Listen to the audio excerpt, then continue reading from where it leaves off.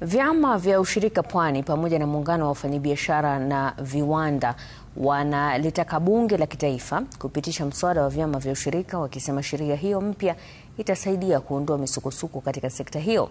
Akizungumza huko Mombasa katika kongamano la uwekezaji wa chama cha akiba na mikopo cha bandari, mwenyekiti wa chama hicho Moses Sirgoi ametaka mafunzo zaidi kuhusu teknolojia ya kisasa kuzingatiwa katika sekta ya biashara na viwanda pamoja na vyama vya ushirika humu nchini.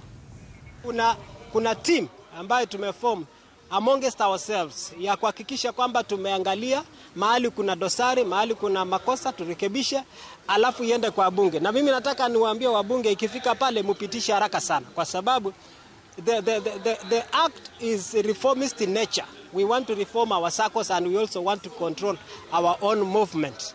Na mimi najua wabunge nyinyi mko na SACCO. Kwa hivyo mkipitisha sheria mbaya, mjue kwamba hiyo panga litakuja kwa kata vibaya sana.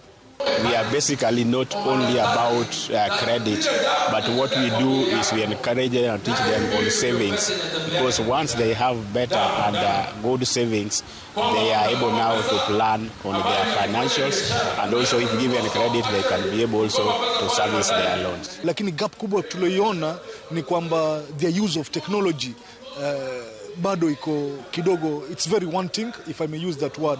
So kutoka kwa Chamber tumekuja initiative inaitwa Anwani Yangu. Anwani Yangu ni digital platform ambayo tunataka kuweza kumove around Mombasa County, kuweza kuwa map digitally wafanyabiashara wote. Kwa hiyo tutawalinganisha MSMEs, SMEs na mpaka large corporates, tuweze kuwapatia digital ama online presence vile tunavyoita.